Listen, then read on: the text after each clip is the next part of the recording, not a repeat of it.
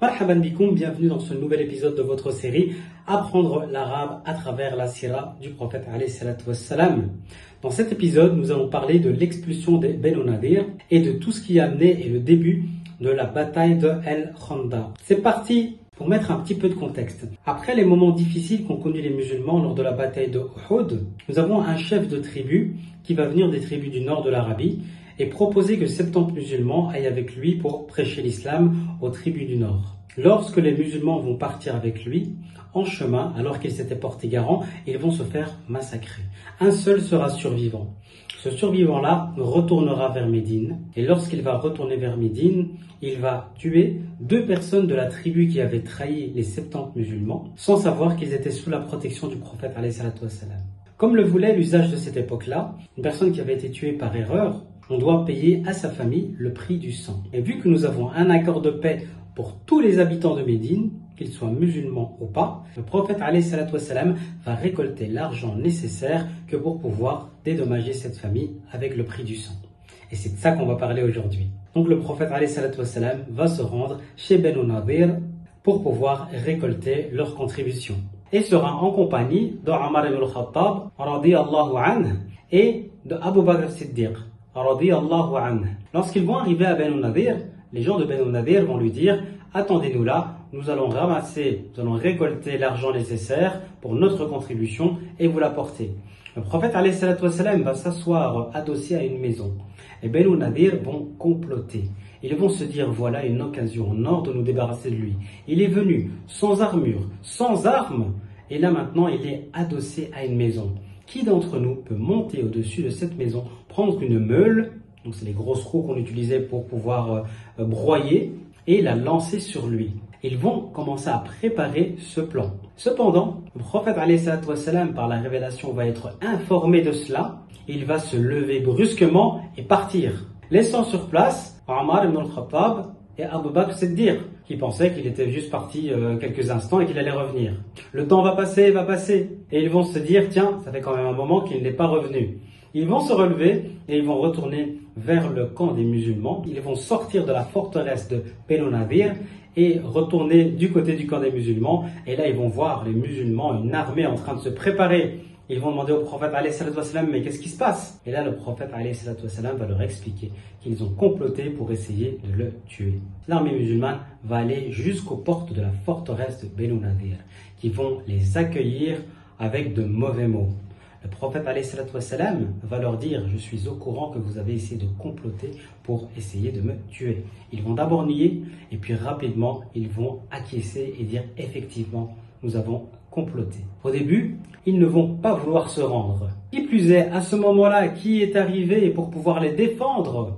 La tête des hypocrites, Abdullah ibn Ubay ibn Saloul, le chef des hypocrites, qui est dans le rang des musulmans, parce que, comme je vous l'ai dit, converti à l'islam, enfin de façade, lui va aller voir les Banu Nadir et leur dire « Restez ici, nous allons vous soutenir contre l'armée des musulmans qui est là contre vous. » Du coup, ça va renforcer les Banu Nadir qui vont se dire « Hors de question qu'on bouge ici, on va rester là. » Le prophète alayhi salatu wassalam va les assiéger pendant plusieurs jours. Ils ne bougeront pas. Au moment où le prophète alayhi salatu wassalam va leur dire si vous ne bougez pas, nous allons commencer à couper vos arbres fruitiers qui représentent leur fortune.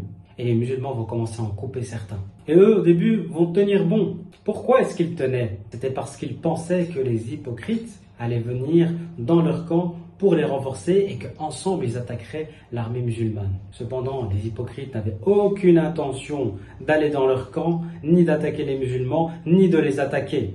Ils voulaient juste semer un trouble, espérant par là que l'islam allait s'éteindre. Finalement, les Banu Nadir vont finir par se rendre, voyant que les hypocrites n'arrivent pas. Le prophète alayhi salatu wassalam va les expulser de la ville de Médine pour la trahison qu'ils ont faite alors qu'ils avaient un accord de paix et d'entente avec les musulmans. Ils vont partir, prenant tous leurs biens, et ils vont aller se réfugier à Khaybar, une ville qui se trouve dans le nord de la ville de Médine. C'est dans cette ville-là que déjà auparavant, les Banu Qaynuqa, qui avaient trahi le prophète alayhi salatu wassalam, rappelez-vous, dans l'épisode où ils avaient déshabillé une femme musulmane et puis tué un musulman.